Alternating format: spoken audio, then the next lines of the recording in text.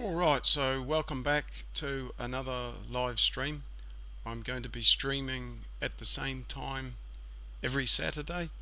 At the moment I'm covering the writing test. I've just finished the speaking test. There's a few videos that I've already uploaded to do with the speaking, but today we're going to be focusing on the writing test. And let me just check the stream's working. If you're in the stream, just say hi or something so I know that the stream's working. And if there's any problem, such as the sound not working or something like that, then please let me know.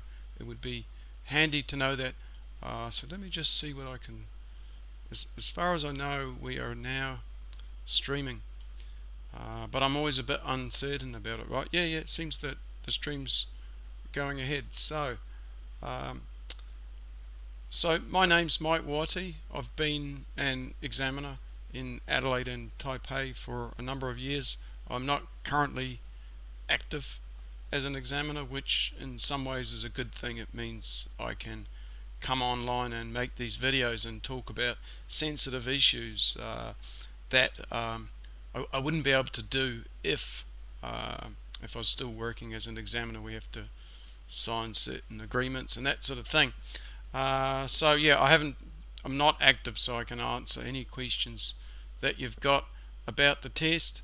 You can see that I have graded a lot of essays. I would estimate well over 10,000, and sometimes people think, oh, it couldn't possibly be that many, but I worked as an official examiner for a number of years, and I'd get it like a stack of 50 each day that I worked. And I also have a writing correction service, and so every day I'm editing tens of essays, and so it adds up. Imagine, like, if let's just say it's 10 a day and it's more, then that would be like 3,000 just for 1 year, and I've been doing this for more than 10 years, so then that would mean 30,000, right? So tens of thousands of tasks. So I think this gives me a great insight, right? And it can make me be like a wonderful resource if you're taking an IELTS test and if you're struggling to get the score you need. If you're getting the score you need, then, oh, you don't need my help. You could just go and do something else with your time. But if you are struggling to pass, you might find these live sessions useful, because not only am I going to give you information, you can ask questions. And so that's something that's sometimes missing if you just watch a YouTube video, right? So this is live, this is interactive. If you're sitting there listening live and you have a question, please type it in and I'll be looking and answering all the questions. If you're watching this after it's live, because I'll make it available afterwards, and you have a comment, a question, just type it into the comment section and I'll still answer it. So this is still going to be interactive even when I'm not live.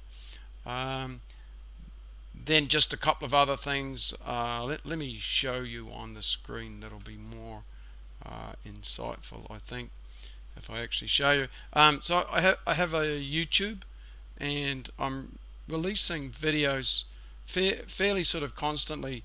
I kind of do them in batches because it's just a little more efficient. So I've just been doing a series of writing videos, and that's sort of what I'm going to be covering today. Is the first one, this agree disagree essay. So what I've done is I've divided all the types of essay questions into 6 kinds, and I've made a video for each of these 6 kinds. And then over the next few weeks I want to do live sessions and take questions about these essay structures. So feel welcome to ask questions and challenge me a bit if you like. And then what else do I want to tell you? I have an ebook that I wrote, which is available on my website. You can change the currency if, let's say, you're in Australia. Let's show what it is in Australian dollars. Just take a sec for my website to update. So I think it's about 16 American dollars 25 Australian dollars. It's an ebook. You download it. It's quite a few pages, and if you do buy this book, it comes with a free writing task for correction. And this is my writing correction service here. You can just go to my website, IELTS Answers, and these things are quite easy to find. I've written a whole lot of model answers for the Cambridge books. You might be interested in looking at those. So the point is, I'm not just someone who teaches IELTS. I've written ebooks, I've written my own model answers, and I'm constantly assessing my students' essays, right? So those are a few resources that I have that might help you, as well as these live videos. Let's get a bit more into today's presentation. So I want to talk about the agree, disagree essays today, right? And kind of go deep in those and challenge me a bit. If you've got questions, ask me them. If you've heard other, because I often get these emails, you're saying this, but another teacher says this way, which one do you think is better? And I can actually tell you why I have certain recommendations. I can back it up with reasons. So not all teachers can do that, right? They advocate a certain approach, but can they back it up and support it? That's important. So what we're going to be looking at today, I'm going to show you how to identify this type of essay. So I've got a total of 6 structures. How do you know it's this one and not other questions? And this is quite important for getting the task response right and the structure. I'm going to talk about planning, how you can plan your tasks. I'm going to talk about the structure for this type of essay, because this type of essay has a unique structure different than the 5 other structures that I'm going to teach you. Then I'm going to go through a sample answer, kind of line by line, and explain how I've written it. And a lot of my students like this. They find this useful to have a kind of line by line, step by step explanation of how to write these essays, right? So you might find this part very useful. And then there is a homework task if you want to do that. Alright, so let's start off by looking at what are the 6 types of essays that I've kind of identified, right? I think this is a good starting point. So I've got 6 types of essays. We're going to be looking at number 1 today, this agree, disagree essay. Then there's another, like these first 2 essays are what I call opinion essays, and so we've got 2 opinion essays, the first 2, and we're covering number 1 today. We could possibly touch on number 2 a little bit, but that's a different kind of essay, and I'm kind of thinking to do that in another session. I don't want to rush through things. What I want to do in these sessions is go through things slowly, answer your questions. And then we've got, so these 2 are opinion essays. Then we've got 2 question essays. So these are tasks that ask 2 questions, like problems and solutions, or that sort of thing. And then we have our 2 sides and opinion essays, where you're asked something like, what are the advantages, what are the disadvantages, and give your own opinion. Or number 6, some people think this, others think that. Discuss both sides and give your own opinion. So we're looking at number 1 today. So I'll show you some question words for the first 2. So these are the first 2. These 4 in blue, these are the agree, disagree essays. And I've classified them this way because with these questions you can totally agree or totally disagree. It's up to you how you want to answer it. It's asking for your opinion and your opinion only, and I couldn't give a stuff. If I'm the examiner, I couldn't give a stuff what other people think. This is the only way I can put it politely. If you start telling me about what other people think, off topic. I don't care. I'm not interested in it. I get kind of emotional or sometimes about things, and this is one. I get frustrated that people read instructions like, what is your opinion, or do you agree or disagree? And for some reason, students think that they need to tell me about what other people think. I couldn't give a stuff about it from a task response perspective, and you're going to do damage to your score if you start talking about other people. I think this, but other people think that. I couldn't couldn't care a hoot. That's these last two. These last two are asking you about what other people think and what's your opinion. This one is only asking your opinion, and same with this one. So I get a little frustrated, especially I try and communicate this to students, and many students don't believe me. They think, oh, what does he know, or whatever. He's only marked 10,000 essays. He's only written a book on it. He's only a teacher or whatever. And for some reason they don't believe me, and then they take the test, and then they fail a few times, and then they come back to me and they say, oh, I'm a bit confused. I'm getting 6.5 for writing, and I'm getting 8 for everything else. I'm confused. My answer is, I'm confused about why you're confused. I've already told you the reason why you're getting 6.5. It's because you're talking about what other people think, and I've told you that that's not what you're supposed to be writing about. So it's a kind of battle, and that's why I sometimes get a little emotional about it. I try and control the emotion, but it just comes out sometimes. It's just frustration. Hopefully it won't happen in this YouTube. Hopefully I won't get frustrated and explode. Probably I won't, but maybe I will. Maybe somebody will write a comment, and it'll set me off. Maybe keep watching. Let's see what happens. Maybe I'll lose it.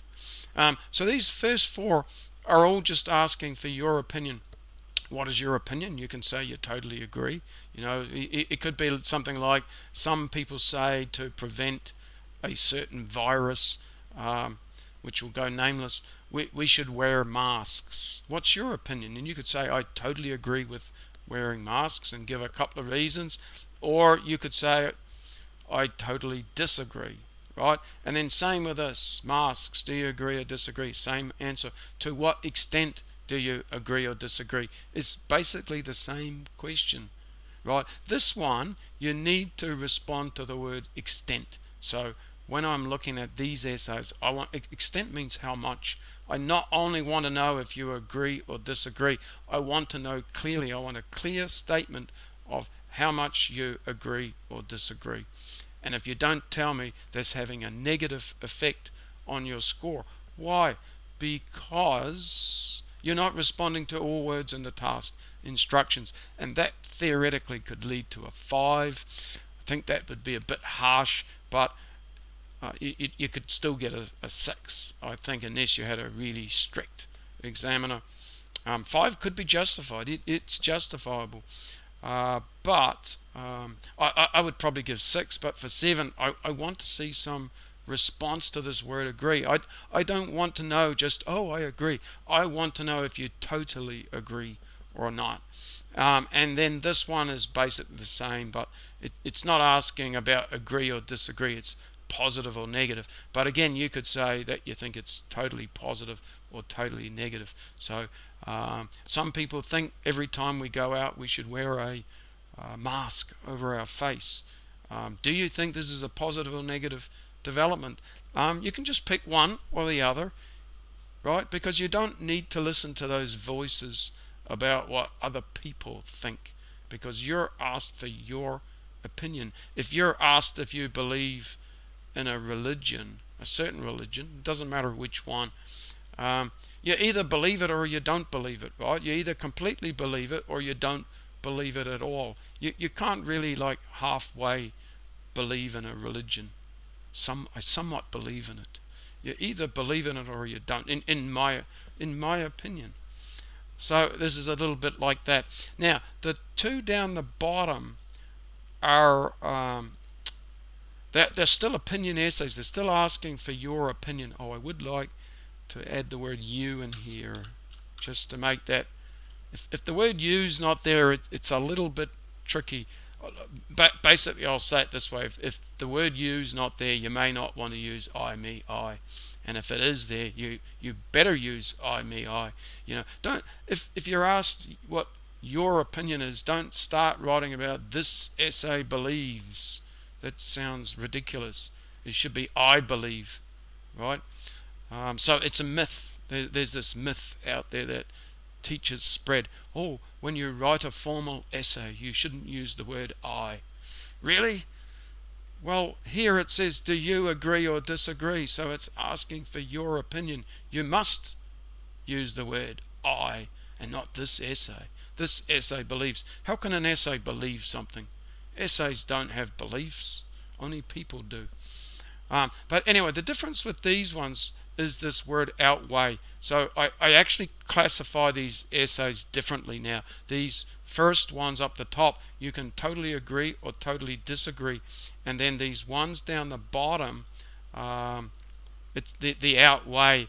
They're going to be dealt with in a slightly different way. What I like to do, like with this one, do you think the advantages outweigh the disadvantages? I quite like a mathematical outweigh where you have two advantages and one disadvantage, right? That's the approach I would take. Or you could go 2 and 2. You can't go 1 and 1 because of the plurality of the question. All right, but let's focus on these blue ones. And by the way, start asking me questions. It can be anything to do with the writing, but particularly about these opinion essays and particularly about whatever I'm talking about. But if you've got other questions like, oh, what do I have to do to get band 7 for grammar or something, you're welcome to ask those. All right. And also note that this video is live, but it'll be available later. So if you don't quite catch something I say, you can review it later, right? Okay, let's have a look at a sample task. I'll let you read that, and I just want to check on the stream. Okay, we've got 𝙂𝙤𝙤𝙬 in there. Hi, Mike. Yeah, hi back to you, and welcome you to, or encourage. I'd like to encourage you to ask questions. So if you're sitting listening to this and you've got a question, please type it in, and I'd be really happy to answer it. Same for Stephen. No, 7. Sorry, 7. Same. Hello back to you. So hi is good. If you come into the room, welcome to say hi. But even better if you can ask me questions, right? That would be so excellent. I wonder if I can type that in. Just give me a moment. Just keep analysing that task and think how you'd answer it. I just want to see if I can type something in to encourage questions, because that's really what I want. That's the meat in the sandwich. Because, otherwise you could just watch the video that I already made. How do I type in there? Skip ads. Oh yeah, ads are annoying, aren't they? I had to. No, I can't see how I type in there, so I'm going to just keep going. But please do try to ask some questions. Someone's asking from last time, could you share with me the model answers in this video? Did I reply? I'm not sure I replied to that question yet, but I'll put a link in the description where you can download a document. I'll show you really quickly what it is. The document has the six types of essays that I'm talking about, and model answers for all, and homework tasks for all if you want to do a homework task. And so here, agree, disagree essays. Here's the topic. Here's my plan. And I talk about steps in planning. Here's the structure, 4 paragraphs. And then here's a model answer for you to read. And then homework task. And then on to the next kind. There's 6 types of essays. I'd really encourage everybody to download this. Wow, I pronounced your name right. Whoa, that's good. I really struggle with the Vietnamese names. I've got to be honest. And your second name, I think, is like Nguyen. I've tried to practice that one too, but it's difficult. I can't speak any Vietnamese, but I imagine it would be extremely difficult for Western people to speak Vietnamese because the languages are so different. And one thing that I've experienced with my Vietnamese students, the pronunciation's a big struggle, right? It's difficult because they're so different. But with practice you can overcome it. I've certainly had some students that are like band 8 for pronunciation, maybe even band 9. And for me, the acid test, the best test of somebody who's not a native speaker but has like outstanding English, is if I speak to them like with no picture and I don't even know what they look like. I think it could be like one of my friends or something. Then that's the true test. Okay, I better try and keep on track. So let's try and get through a few things. So we got this sample task here. Always look at these as two parts, right? So we've got the topic here. Many people believe working from home is better than going to an office, right? So that's the topic, and the first sentence of our essay should always be to paraphrase that. Unless you're one of those people who like to write background statements, and if you want to know my opinion on that, it's how can I get my thumb? They're not great. From an examiner point of view, background statements which sort of give you some background to the topic, they're kind of annoying for a couple of reasons. One, I kind of have to read the whole introduction and then work out that the first sentence is a background sentence and then the topic rephrase comes later. So that's one reason I don't like them. And another reason, they're extremely difficult to write and often written badly, so that they just confuse the reader rather than help the reader. So I think a band 9 writer may well write a background statement and they may well be successful at it, but a lower level writer might struggle and just end up confusing the issue. So a background statement for this could be something like even it's hard to think on the fly, but it'd be something about changing styles in the workplace, or something to do with where people should work. It'd be something about that. But really what I'm wanting as an examiner is an accurate paraphrase of this, right? And you'll see my version of it soon.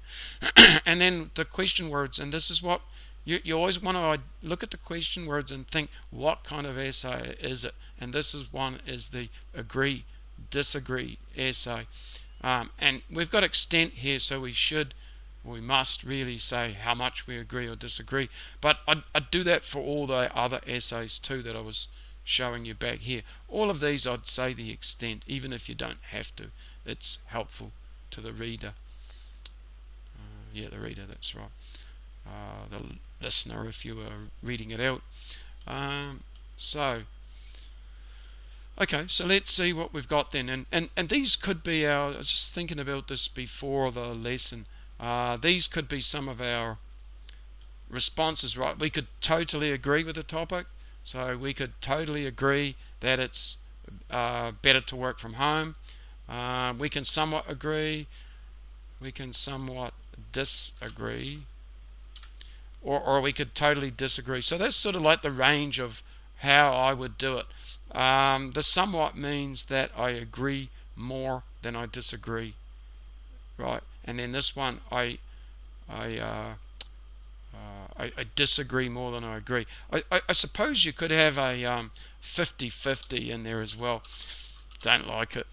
Why not? Because that's the hardest argument of all to make, that two things are exactly equal. One's not even a little bit stronger than the other. They're exactly equal. So I don't know, you take any two things, like oranges are exactly the same as apples. No, they're not. Or even if you're talking about nutrition, they're nutritionally the same. No, they're not. And which one's better? Well, you could argue either one probably. Like they have different relative strengths, and that's usually the case. So unless you're trying to get to band 8 maybe or higher, and you have to get that score, I think the safest option is totally agree or totally disagree, right? So sometimes people tell me, I only need band 6, but I'm aiming for band 8 because I think that's the right approach. And then they asked me, do you agree? And my answer is no, I don't. I think that's a ridiculous idea that you're trying to get to band 6 but you're going to aim for band 8, because the way I would teach you is different, and you would need to take some risks to get band 8. And why take a risk to get band 8 if you only need band 6, right? So if I only needed band 7, I would be going with the totally agree, totally disagree approach, and I still think you can get to band 8 and theoretically band 9. I've seen I have seen like an examiner very high up in some kind of newsletter. I remember there was a newsletter that used to come around, and I saw an essay, and the examiner didn't give band 9 for his task response. He gave band 8, and part of the reason was, well, there could be another side to it. Of course there could be, but do the instructions require you to cover that other side? No, they don't. So I thought that was a kind of lame, weak justification for band 8, and I think he just couldn't think of a better reason, personally. But anyway, let's say most people don't need any higher than band 7. Totally agree, totally disagree. Here, just to illustrate this point, would you like to buy a car from this guy? I don't even know who this salesman is really on this one, right? But does this look like the sort of guy you'd buy a car from?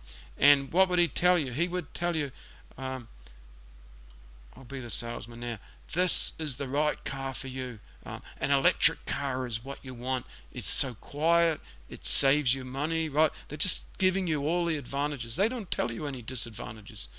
There are some disadvantages. It's going to be a bit of a pain in one part of the body if you if you're on a long drive and you run out of power. But they don't tell you that. They just tell you this is the car for you. Quiet, saves money, and maybe they convince you and you buy the car. Or would you buy a car from this man? Would you buy a car from this man? And he's telling you, well, the electric cars, they're kind of good and they're quiet, and you probably save money in the long run. Word like probably. Now, however, the charging is a little bit complicated. So you basically feel confused at the end. And that's how I often feel when I'm reading people's essays. So after I've read them, I've got to think about the task response. And if the writer is telling me they agree, let's say they agree with buying electric cars, I can't help but be human and think, to what level am I convinced? Have they done a good job of convincing me about this? Or working from home, have they done a good job to convince me that working from home is better than going to an office? And if I am strongly convinced, then I'm thinking about a band 7, right? But if I'm not, if I'm like, well, what are they exactly trying to say? And maybe even they have some good ideas, like environmentally friendly maybe, but then they're not explained well. Then I'm starting to think about a band 6. And by the way, on this topic of EVs, people often write they agree with EVs because they cause no pollution. Really? They cause no pollution? Are you sure? And then they tell me, oh, but because I've spoken to students about it, you can look at there's no exhaust coming out the back of them. And then my question to them is, okay, but how do you charge an electric car? Oh, you just plug it in. You plug it into the wall. Right, but where does that power come from? Right? So a lot of the power comes from coal plants. And coal power plants are a lot of smoke into the air. So electric cars aren't exactly 100% environmentally friendly, but you could argue that they're more environmentally friendly, and I think that would be a good argument. All right, I think we need to move on now. I don't want to look at that person anymore, and it's not a political statement, by the way. I'm not American for a start. I don't really have strong views about politics in general, and especially, not especially, but not really in American politics, other than I think they're all lousy. So you get a choice between maybe, there was a movie Dumb and Dumber, so it's kind of about the same with your choice of politicians these days, it seems to me. You might disagree, and that's fine. And it's the same with these essays. So, but by the way, I'm showing you this topic, task instructions, now, just to highlight the fact that this is the type of question where you're asked to give your opinion, but also other people's opinions. If the examiner wants to know that, then this will be the question. But with this question, the examiner only wants to know your opinion. Other people's opinions are off topic. Please understand this point. If you don't understand it too, or if you think I'm wrong, challenge me type me a message and say you're wrong because, and if you can give a good enough reason, I'll be like, wow, you've convinced me. After 15 years of thinking about this essay topic and having all sorts of people challenge me, you know what, you've convinced me. So great if you can do that. Fantastic. I don't think you will, but I'm receptive about all these things. I've actually changed my mind on a number of things, and I've changed some of my structures. But I'm not going to be changing my structures unless there's good reason, and there have been some reasons. Not with this essay. I'm like 100%. Well, okay. When I very first started teaching, everybody was writing this type of essay with the structure of like somewhat agree, and then a paragraph about agree, and another paragraph about agree, and then a concession, a reason why they disagree. And I did start teaching this way, and you know what I found? I found that most people stuffed it up. I was dealing with band 5, 6s who were band 7 wannabes, and I found that they're consistently stuffing it up. The concessions are really, really hard to write. Again, you really need to be a band 8 or a 9 writer to be able to pull them off with a high probability. You might succeed. Sometimes I do get these sort of somewhat agree essays, and they've done a good job, and I say, yeah, well done. But I'd say it's a low probability.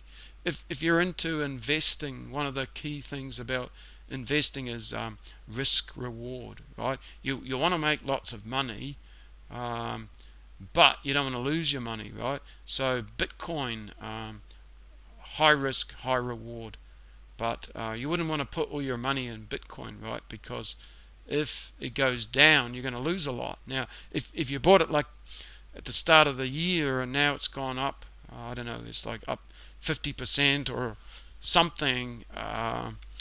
So if you bought Bitcoin, well done. But it doesn't mean everybody should rush out now and buy Bitcoin, right? And it's the same with these essays. If you want to take a big risk and maybe get that 8, but risk getting band 5 because your opinion's unclear, go for it. But if you only need band 7, why take that risk? I really don't understand the logic. That's all I can say about that. So, alright, let's have a look at how we would plan this essay. So I'm going to totally agree. I only need 2 reasons to totally agree. So this is nice. The planning's very quick for this essay. I'd say if you only need a band 7, this is probably the best type of topic to get in the test. Why? Because you can just totally agree or totally disagree. You only have to come up with 2 ideas. You're going to be able to keep your essay relatively short. You must write 250 words, but you don't want to blow it by too much because you might struggle to finish. You might not have time to proofread. So this is a great essay, so easy to write. In fact, they're all easy to write once you know how to respond, how to structure them. That's what these videos are about. Here's the structure of that essay. Let me just check the live stream while you're looking at that. Okay, yes, the Vietnamese language is difficult. Yeah. And so a lot of Vietnamese students are struggling with the speaking part of the test. I think Vietnamese do quite well on the writing on the whole. I've found Vietnamese students to be quite industrious and put a lot of effort into their studies, and consequently the writing not too bad. But if we take students in general, the writing scores half a band lower than others. I don't like to stereotype too much, but if you wanted to know, because I have a lot of different nationalities, right? Which nationalities struggle the most with writing? I'd probably pick Arabic students, and then there's actually some logic behind it. The Arabic education system, from what I've heard, I'm not an expert on it, but just through discussions with my students, they focus a lot on oral interactions, and they don't do a lot of written work in school or for homework. I mean in Arabic. They don't write a lot in Arabic from what I understand. So then that makes it difficult when you go on to learn English and the writing aspect. So I've found Arabic students normally relatively stronger in speaking and relatively weaker in writing. And with Vietnamese students, I've actually got a lot of students now who can get band 8 quite consistently with writing, which is amazing. Like band 8, wow. If I took the test, I wouldn't expect 9. I would expect somewhere between 8 and 9. If I got under 8, I'd be annoyed and I'd be going for a recount for sure.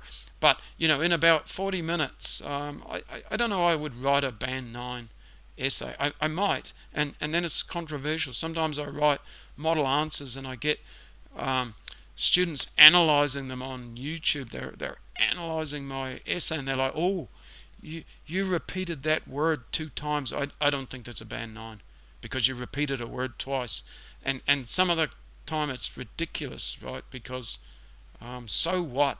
And then sometimes I agree. Sometimes I look and wow, I've actually repeated the word quite a few times, and really I should be paraphrasing more. So they're right. So maybe 8.5 for that essay. I don't always do it perfectly myself. Introduction. What should we do? Always 2 things to do in the introductions of our essay. Paraphrase the topic and then say what the essay's about, which means respond to the questions. So here's my introduction. And you can see a little bit of paraphrasing going on in that. So this is a video, right?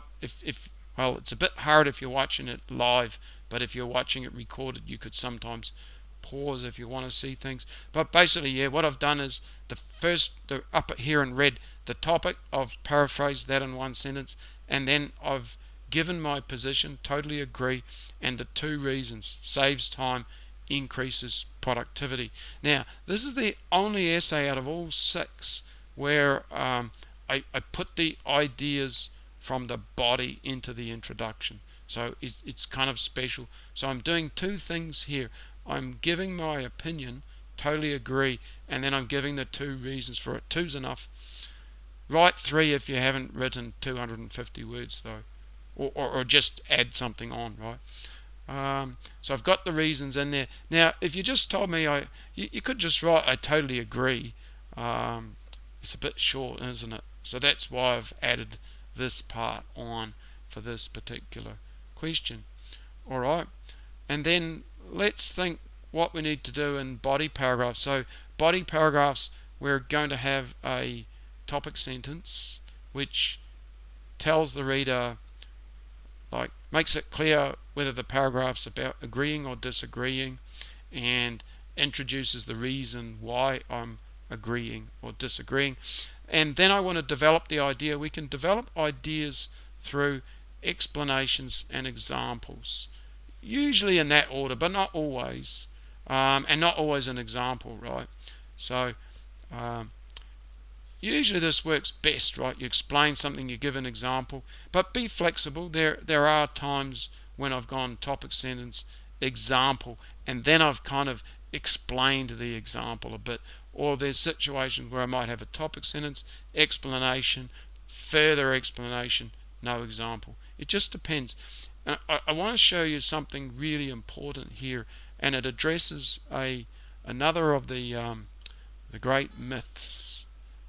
Let me see if I can find that. I find I have to actually show people things. So more and more I'm actually showing things to people because what happens is people don't believe me. I'm not kidding. So I want to actually show you the full instructions. Here we go. So if you the thing I want to show you, this is a complete test instructions. There's always a box, and inside that's your topic and the question. It's this part I want to show you. Give reasons for your answers or answer, and include any relevant examples from your own knowledge or experience. So this means not only are you allowed to give personal examples, they're encouraged, and you should try and do this sometimes, especially with these opinion essays. They're quite useful because imagine you read something about electric cars and how wonderful they are, right? And maybe something from the media or whatever. But what if your brother or someone close to you bought one and said, "Hey, wow, you really got to get one of these electric cars. They're amazing. They're so quiet, and when you drive in the countryside, it's like such a tranquil atmosphere," or I don't know, something like that. I'm just trying to use the word tranquil. It means peaceful.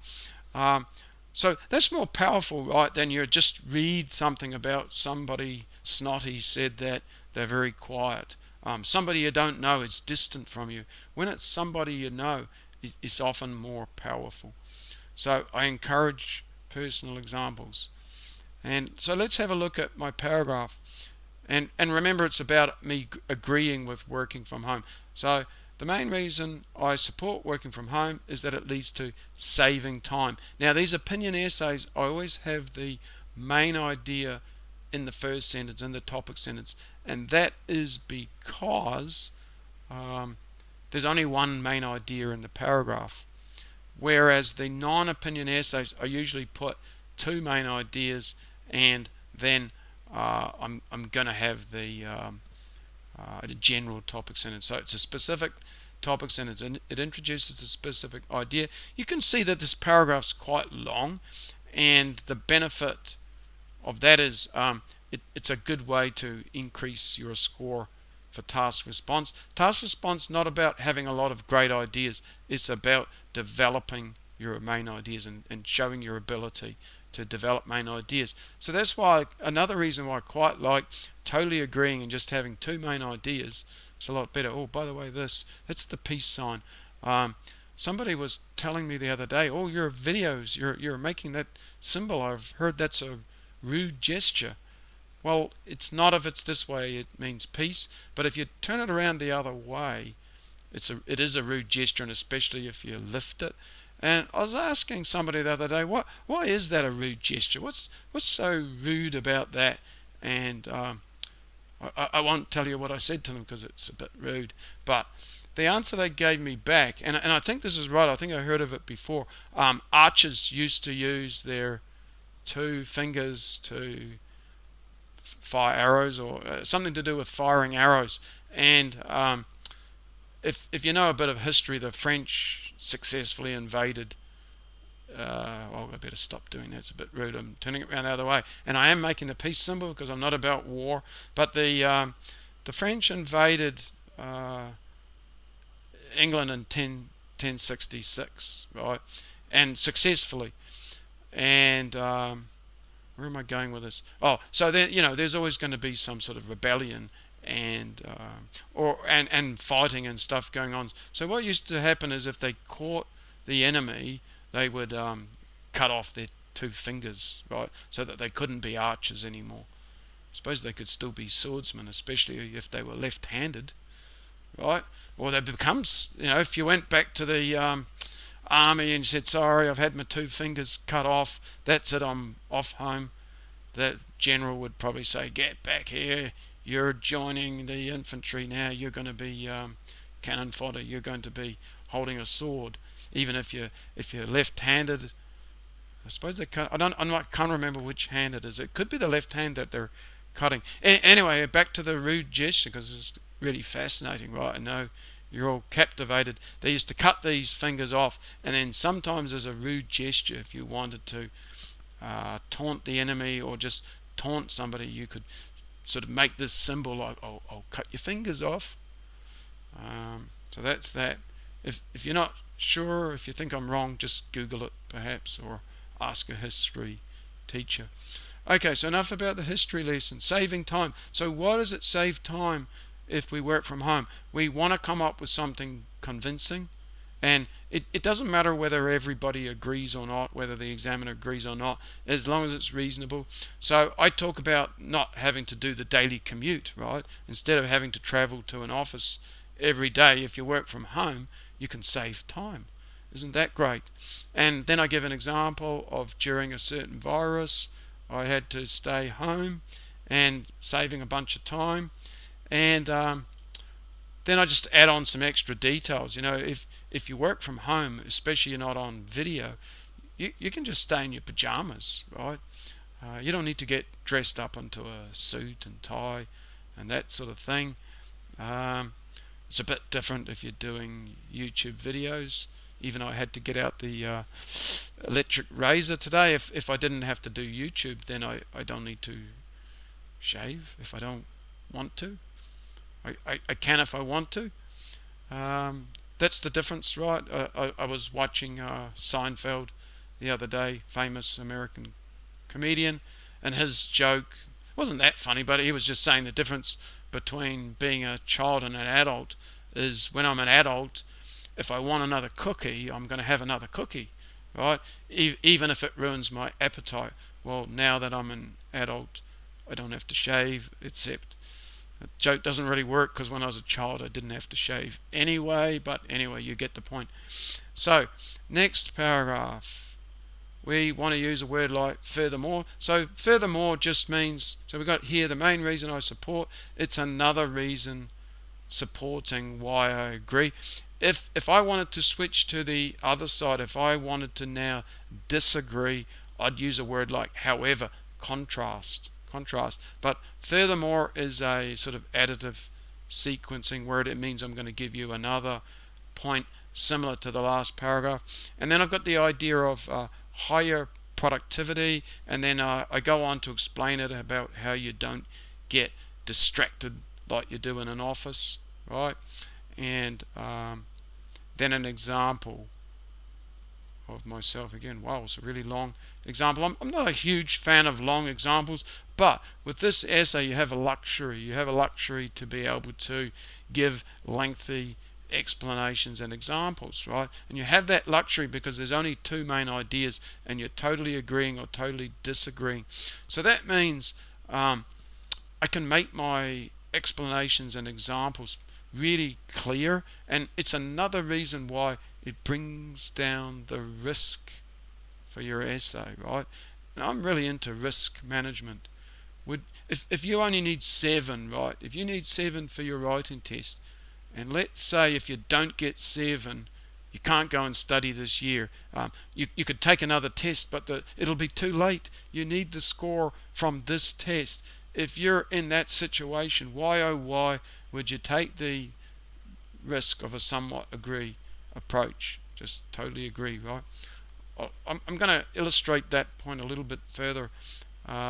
Here's what we want to do for the conclusion. Let me just see any questions. Okay, we do have a quick question about examples, so let's see this. What if the example has some statistic? Right.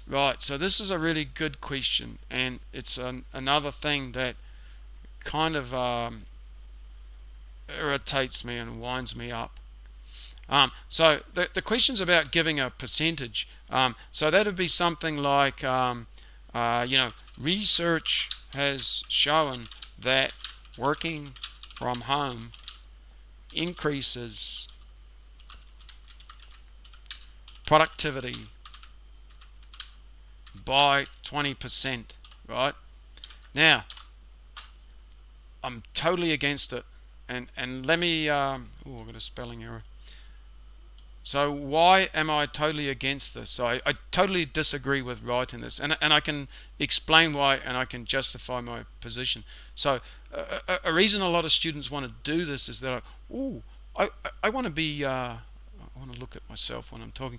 I want to be more academic, and I've read that in academic writing we should give some statistics and talk about some research. And yes, absolutely right, you're correct, you should do that in academic writing. But when we do that in academic writing, we give a reference, right? We say where that research is, so the reader can go away and look at that research. We got to mention the author, the date, the title, the publication, the details of the publication, possibly the page number, the place of publication. Can you do that in an IELTS essay? No. So it's ridiculous. So that's one reason why. Actually, that's enough. That's the reason why you don't mention research, is because you cannot give a reference, and if you can't give a reference, that's unacademic. I'll give you another reason. A lot of the time people stuff up these percentages. They give a ridiculous percentage, and it's just made up anyway.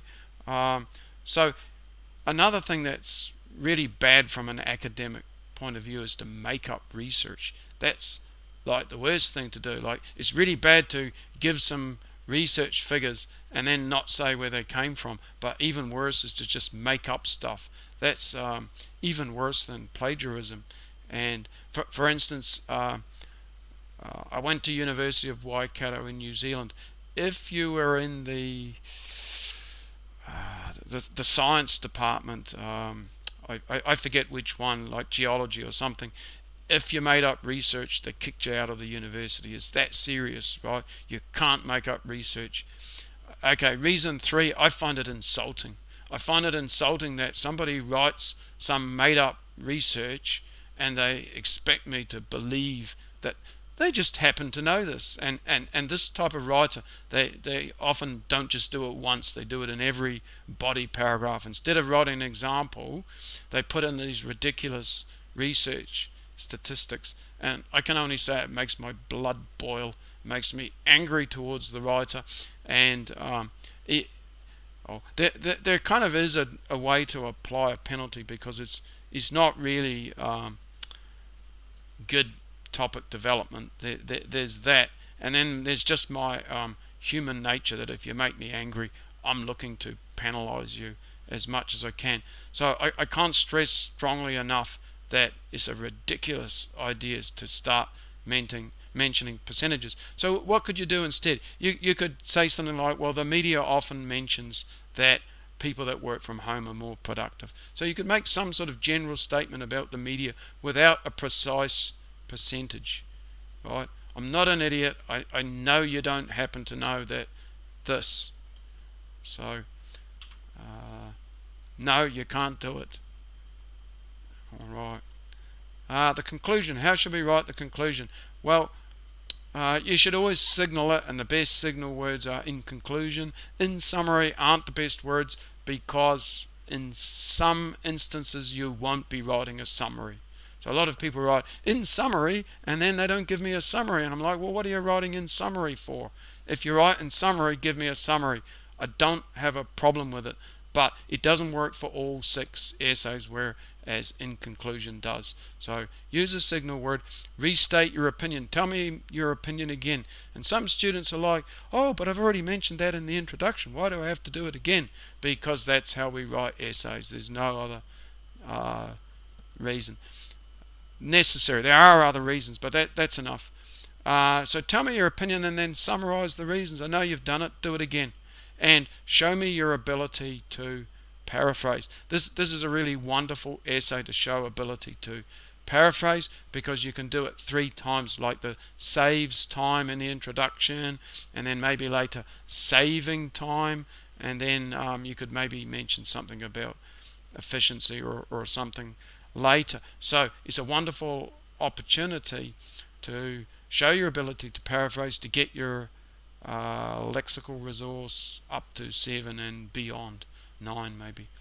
So here's my conclusion. Let me just break down the parts. Oh, I just realized you haven't been able to see my slides. Sorry, that was the one I was showing before. Now we're on to this one. So here's my signal in conclusion, and then restating my opinion. In the introduction I said I totally agree. Now I'm saying I completely believe. Paraphrase. Learn this paraphrase. And a lot of students asking me, how do I get higher score for vocabulary? Start by learning to paraphrase some of the common things that you have to write in your test. Then I summarize the reasons, paraphrasing of course. Now for higher level writers, so here's something for band 8. If you only need band 7, you don't need to write this, but if you learned how to do it, it wouldn't hurt, right? But this is really helpful for band 8 writers, just to show a little bit more talent. And it's a final statement. It's a final statement based on my summary. So they're quite difficult to write. Just like I said, concessions are hard to write. These final statements can be hard to write. So my summary is about saving time and higher levels of efficiency. So then I just write some sort of statement based on that about employers should allow their staff to choose this mode of working if possible, right? So that is one option. And why would they? Because it's a high level of efficiency and their staff are going to be happier. So why not let people work from home if this is the case, right? So you don't need that final sentence. Here's the whole essay. If you're not watching live, you could pause it, you could read it, or even better, just go to the link below this video and download it. That would make more sense, wouldn't it? And then you get all of the other essays. Okay, I'm going to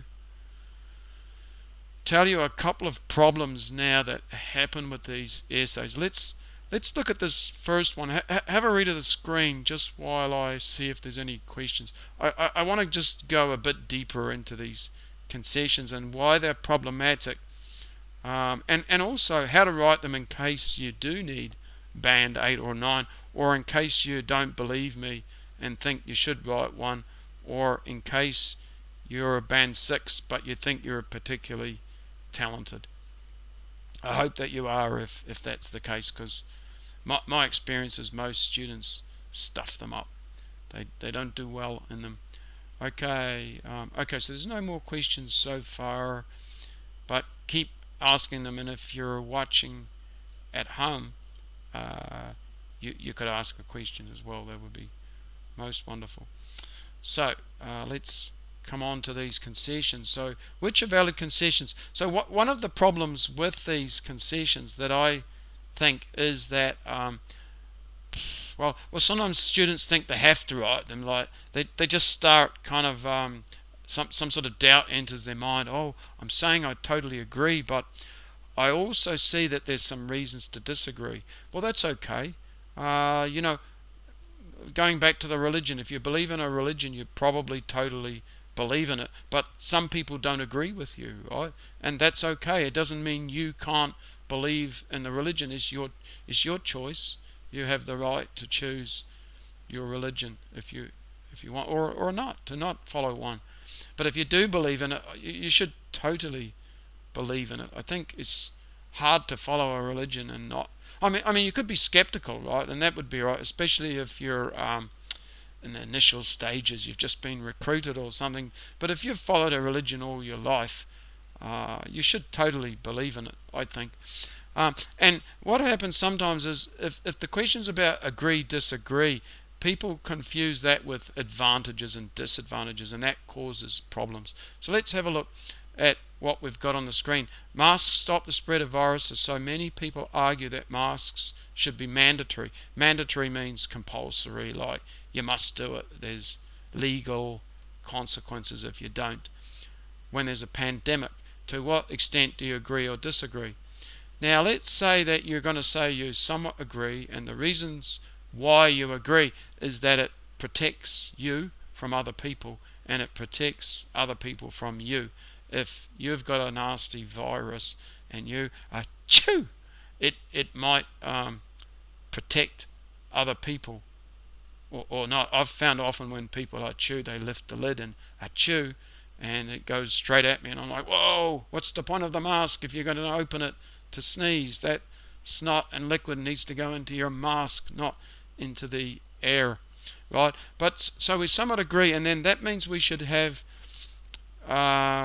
probably 2 paragraphs about agreeing and then 1 about the disagreeing. So we need a valid reason to agree, to disagree. And when we want to disagree, we really have to come up with some sort of situation where we don't agree, right?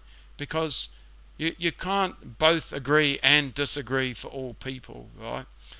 That doesn't make sense. You can end up arguing against yourself. So if we've got these reasons to agree, which ones of these could be valid concessions? Number 1, uncomfortable. No, I don't think that's valid, and I see this kind of paragraph, but I get these 2 strong paragraphs about how they prevent viruses, and then I get this, but they're a bit uncomfortable and some people might not like wearing them. So friggin' what?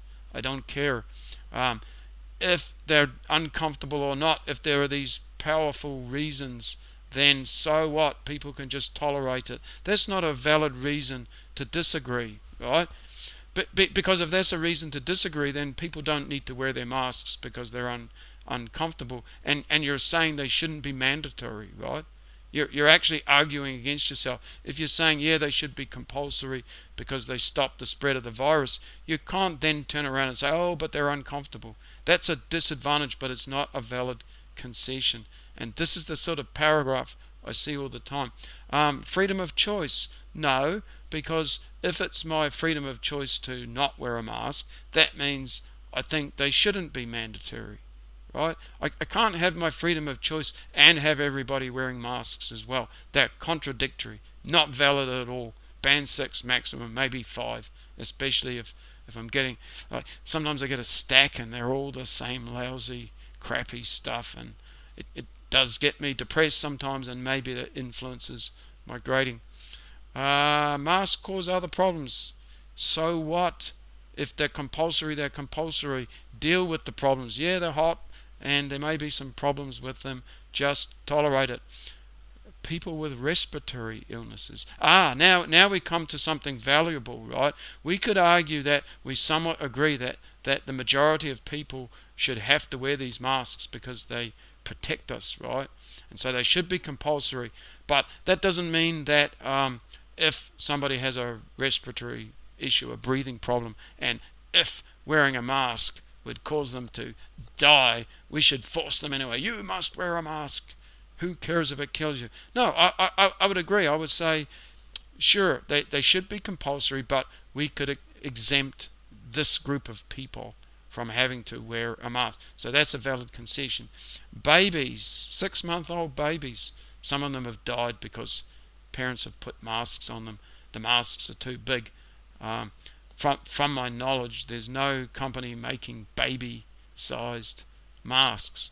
So it's impractical because, 1, we don't have the masks. 2, how are the parents going to keep the mask on the baby? And 3, there's just this danger that the baby might suffocate or something. So I don't, even though I might agree that the majority of people should be wearing masks, I said if, I'm not saying I do. This is kind of a political issue. I'm trying not to be political. I do have a belief, and I do either totally, no, actually it would be a somewhat. I've changed my view on it anyway. So babies should, so sure, you could write somewhat agree and then have a valid exemption of people with respiratory issues or babies, right? Those would be valid. But the first 3, no, they're not valid reasons to, they're disadvantages, but they're not reasons to disagree. So they're not valid, so that's not okay. And this is why I'm saying it's better to just totally agree or totally disagree, because this is hard. Now, band 8 or 9, if you can successfully do this, it could strengthen the case of getting a band 8 or 9, right?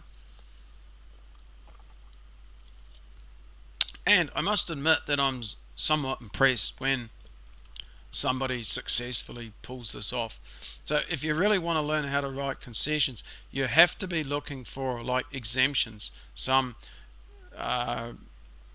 particular situation, or a particular group of people. So I've been talking about groups of people that should be exempt. I could give you a situation. A situation would be something like nobody around. Right? So don't you think it's a bit ridiculous to make masks mandatory, but let's say, like in public, obviously, you wouldn't want people wearing them at home, would you? I mean, that would be a valid concession. It doesn't say in public, so you could say, oh yes, I somewhat agree with wearing masks. Whenever we go out, we should wear them. And then you could be, however, if people are at home, especially on their own, they shouldn't have to wear them, right? And I would agree with that. But what about if you're on a beach and there's nobody around? There's nobody within 100 meters. Should you have to wear a mask? I don't think so. I think that could be an exemption as well. Okay, what else about? Oh, I've got a couple of other examples about concessions. I don't think I'm going to go into that. If you want to know more about that, watch the video that I made on this type of video. So this is like a live recording, and where could it be? Am I on the right thing even? If you, well, just go to the same YouTube channel as this, and then you can watch the agree essay, and I do give a couple more examples in there. So if you're thinking that you might want to write concessions, have a look at that, but still otherwise I'd say just don't bother, don't take the risk. And yeah, I talk about this topic on there. I think that's good. I'm sort of thinking to wrap up here and stop. I'll check if there's any questions, and if there are, I'll answer them. But just to let you know, next week I'll go on to the next kind of essay, which is another opinion essay, and that's the 𝙬𝗢𝗡 essay, and it's going to have 5 paragraphs, right? So you want to, if I were you and you were planning to join the live stream next week, what I would actually do is watch the video recording that I've already made, think if you've got any questions, and then come to the live stream and clear up all your questions, right? This is the best way to learn. Sort of have a look at what I've done and then think about it, and think about any aspect that you're not clear about. Come on to the live stream and ask me. So next week I'll do that. Just to remind you of a couple of things, so I've got the YouTube channel. I've got all 6 types of essays out already, so you can watch those and you can learn from those. Grab a bowl of cereal and eat your breakfast and watch those. And I've got model answers on my website also for the reports and the letters if you're a general writer. I do have a writing correction service, and so if you do download this document, like if you watched my videos and you're like, okay, now I want to write a task and see if I understood everything correctly, then you could do this homework task, and you could join my writing correction service. It's not free. A lot of people like to send me their essays and ask me to do them for free, and thanks very much, but I'm going to say no, because I don't really have the time to do that. I'd rather make a video that benefits everybody than give you a free writing assessment that only helps you. It's not efficient use of my time.